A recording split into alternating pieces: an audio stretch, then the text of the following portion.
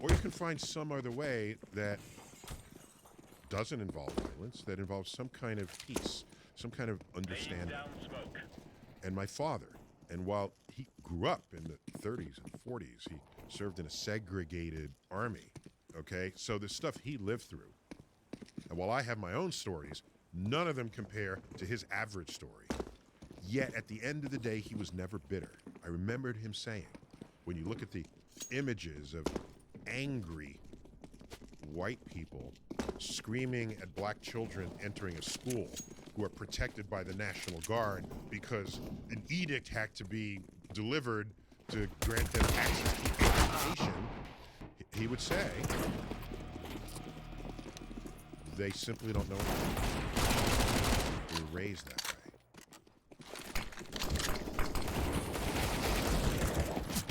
You have a fucking...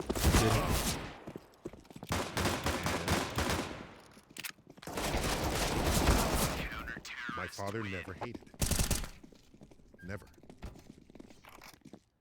So I go through life, and at least several times a week, every week of my life, growing up, I have stories. Today they would call them microaggressions, but then it was just same shit, different day. But I never got bitter, because you asked, what influence did they have on me? It was the non-bitter influence. You say, they don't know anything. They think they're doing the right thing. Maybe we can make a difference. I saw the emotion in your face when you talked about your father. Yeah, it's...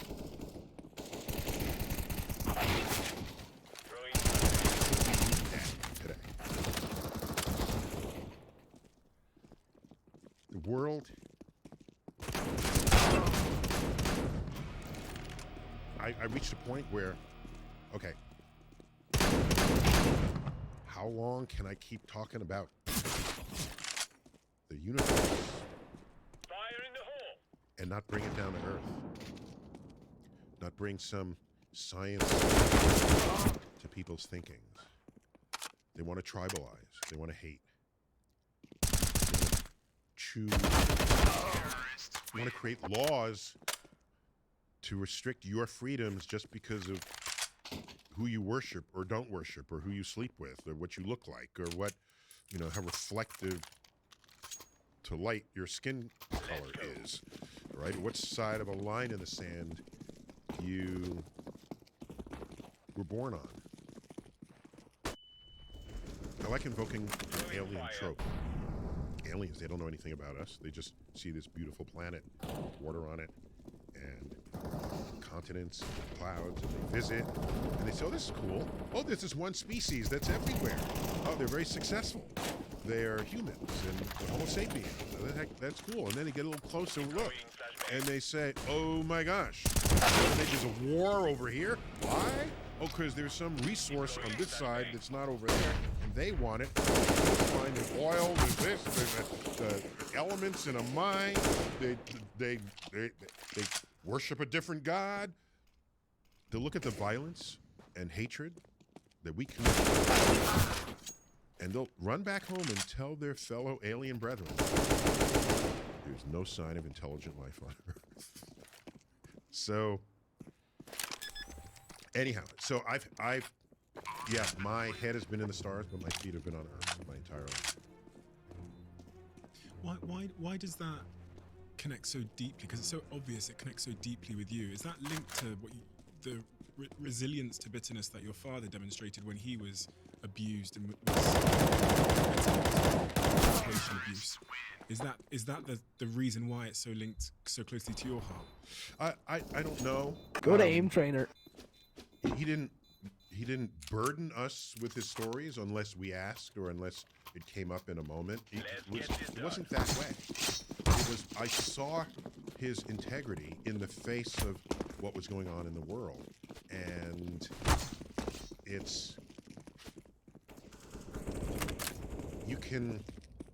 a person can be a mentor even if they don't say anything, because you can observe them, observe their conduct, their behavior, how they respond to adversity. fight back? Do they want to commit violence? Do they want to have a conversation Grenade out. to explore the differences? You know, I am. My mother's from Nigeria, my dad's from England, so I'm of, I guess, dual ethnicity or whatever the politically correct term is. It's now. called human. Okay, I'm human. It's called. Just say it. Repeat after me. I'm What race are human. you? You're the human race. I'm the human race. You just spent 10 seconds telling me how anthropologists liked to divide up the world and force us to then agree with their categories. Move it. Line everybody up from ghost white to coal black, and you'll have a human being of every single skin color in between. Okay? Oh, did you happen to be born over there? So, you're human. I'm Tell a me human. which mixture you are. I don't give a rat's ass. Okay, I'm You're a a human being sitting across the table from me. Now, continue. Sorry. Sorry. It's your podcast. It's fine, I don't mind. I don't mean to jump all in No, your it's face. fine. It's fine. I'm good. I'm Okay. and I've come to learn about what it was to be black in the 1960s, 70s from my guest, and it's helped me to understand my mother better, because my mother didn't react like your father did. You talked about Your mother was Nigerian. Nigerian. She came to the UK. We lived in an all-white area. She didn't react like your father did, and so it skewed my perspective on race relations. But then from doing podcasts and meeting people like you, hearing some of those very specific stories of abuse, I almost can't believe it. And now I have this huge amount of empathy for my mother because I've sat here with a guest. And one of the stories I heard you tell was about your father competing in athletics and how people would scream the N-word at him while he was running. Yeah, so this was, for me, one of the most insightful lessons that I got from all the stories from him. Yeah, so he was an athlete, actually world class track. That's its own story because he was kind of muscular, right? Certainly in his day. Not Charles Atlas muscular, but relative to other kids in his class. In high school, he was muscular. And they were in their gym class, and you line up and getting ready for the next unit. All right, there was gymnastics, and then there was like track and field. So they had the track unit, and the gym teacher pointed to my father on the line and said, we're about to do the running unit, and just so you know, you see Cyril Tyson over there? There with turns. He said, he has the kind of body that would not make a good runner. And he said to himself, no one is going to do what I can't do in this world. And he started running. And he became world class. And at one point, he had the fifth fastest time in the world in his special event. So that's an important lesson, career lesson. Why are there people running around telling you what you can't accomplish? In a free society? I can get it if we're not a free society, but why should anyone tell you? So that was then, his best friend, also a runner, Johnny Johnson is his name. Let's move out. There's a race. Johnny Johnson is running around on the last turn of the track. Throwing a grenade. And there's a runner from the New York Athletic Club several paces behind him. Throwing The flashbang. coach of that runner goes up the side of the track and screams to his runner as he points to Johnny Johnson ahead of him, catch that! Flashbang.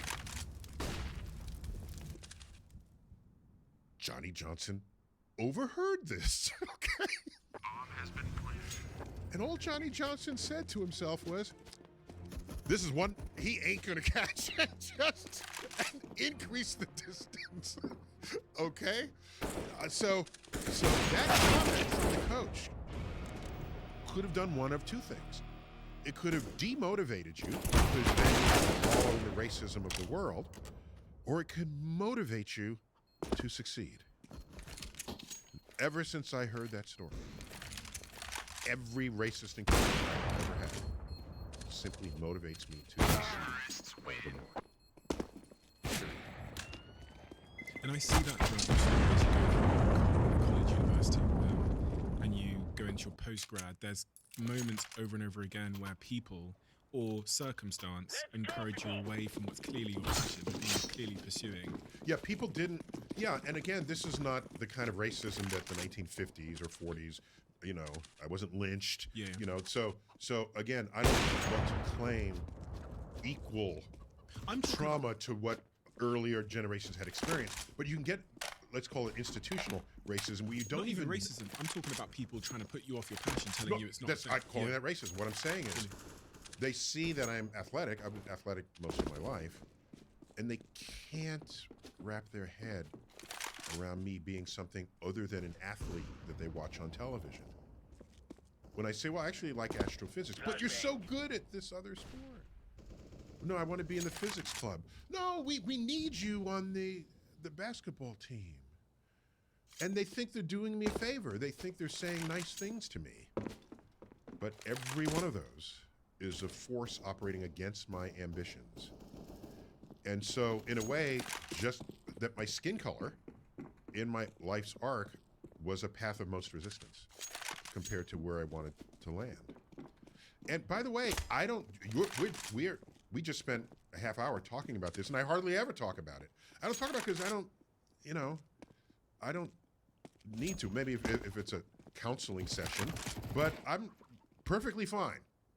I'm a happy guy, happily married, got 2 kids, and I hardly ever talk about skin color because I want to make it irrelevant as much as I possibly can in every context I'm possibly in.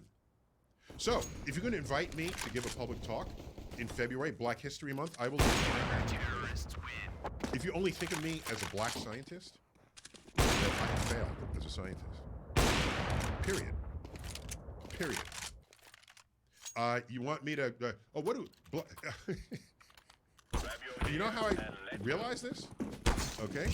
So I will tell you the moment after which I was a different person interacting with the public. Okay. I'm in graduate school. There's an explosion on the sun, and the press, it's over the wires. The press hears about this. So they want to get a comment on it. An explosion. So they called Columbia, the Department of Astronomy. And they're looking for some, it was lunchtime. They were all out to lunch. I'm a doctoral candidate.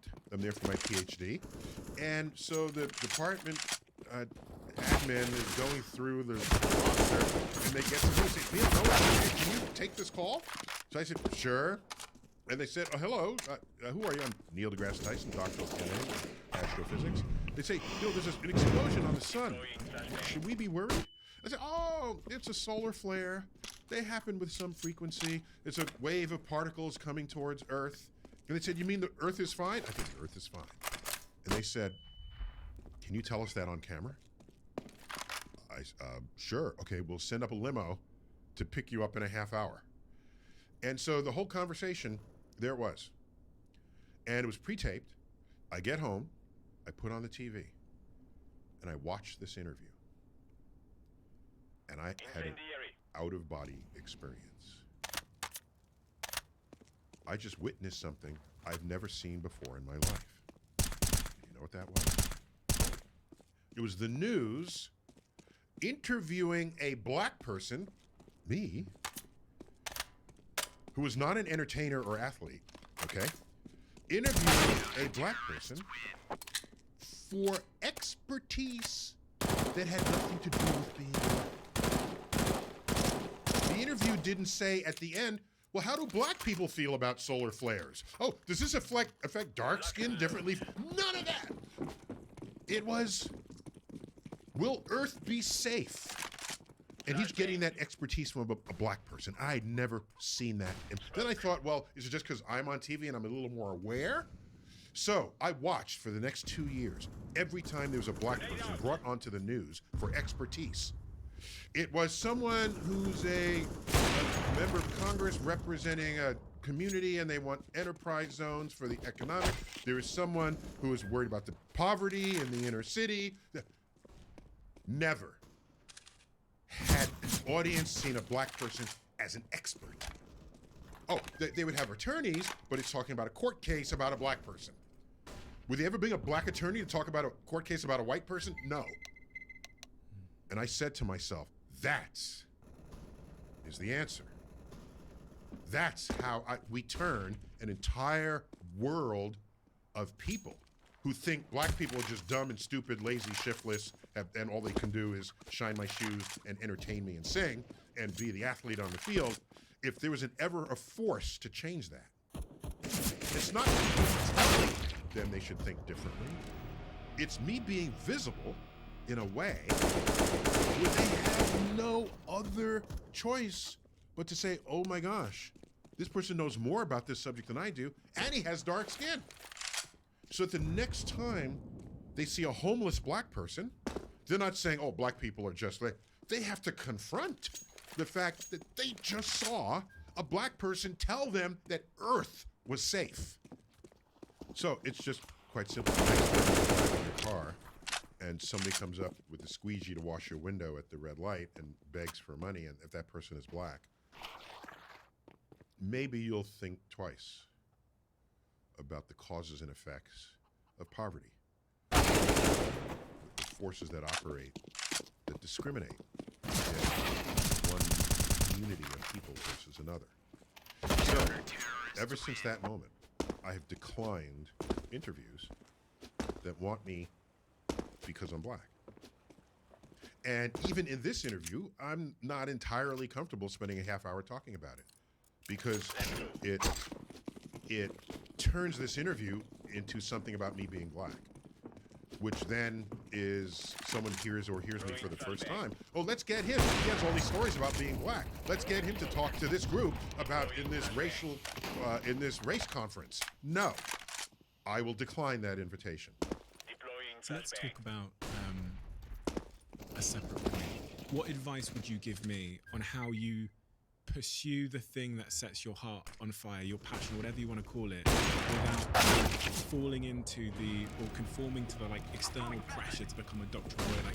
I'm thinking about the people that are watching this, they have a passion, but they don't consider it to be a job, as many people didn't consider what you do now to be a job back then, and they're being forced by the external words, parents, expectations, social media, to go and do something else they don't want to do. What would you say to them?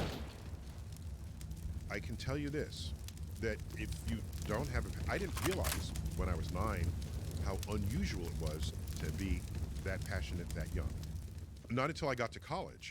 Half the people my freshman year didn't yet know what they wanted to major in.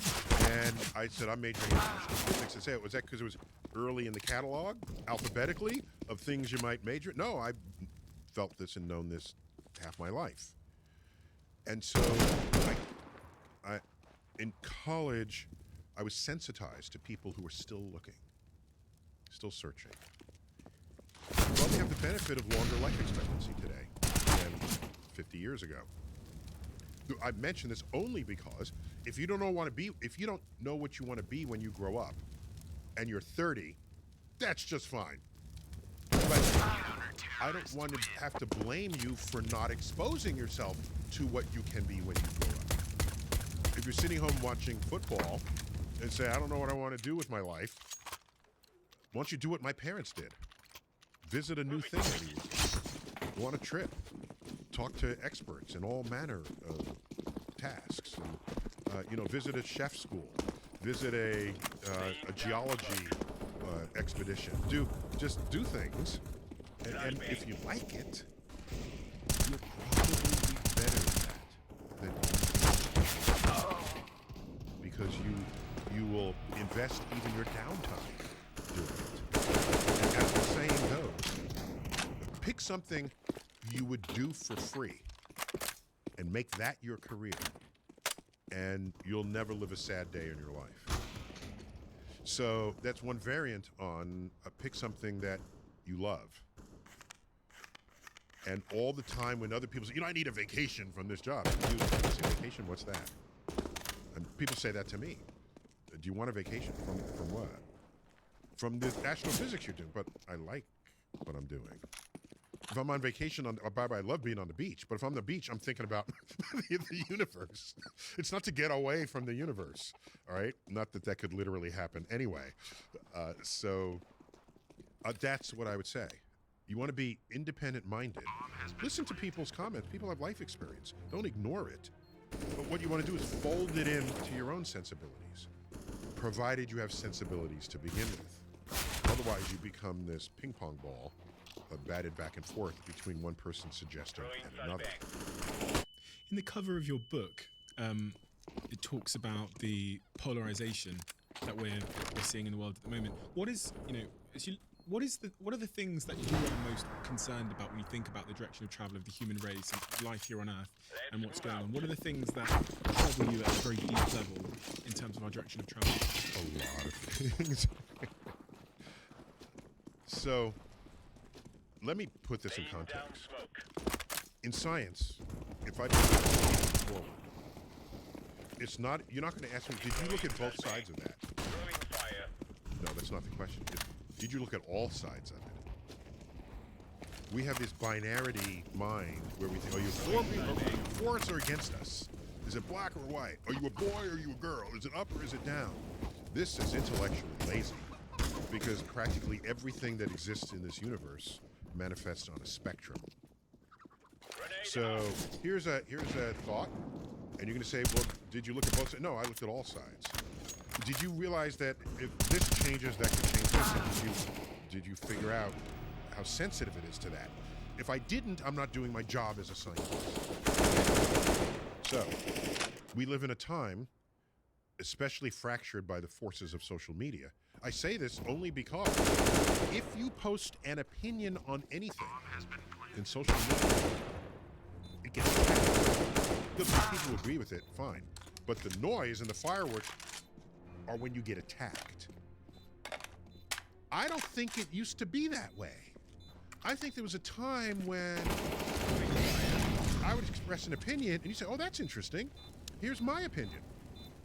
So why do you think that way? Well, here's why I think that. Well, that's interesting. I never thought about it that way. Cool. You spend 15 minutes comparing and contrasting opinions. Then you go out for a beer. This is how I remembered it. Am I misremembering? So you can be attacked? No, what are the consequences? But what are you actually after by attacking someone with a different opinion? Oh, I know what it is. You want everyone to have exactly the same opinion you do. Well, that's not this country either. No. You know what's on our currency? On our currency, e pluribus unum. Okay? Out of the many, we have one. Not out of the one, we have one.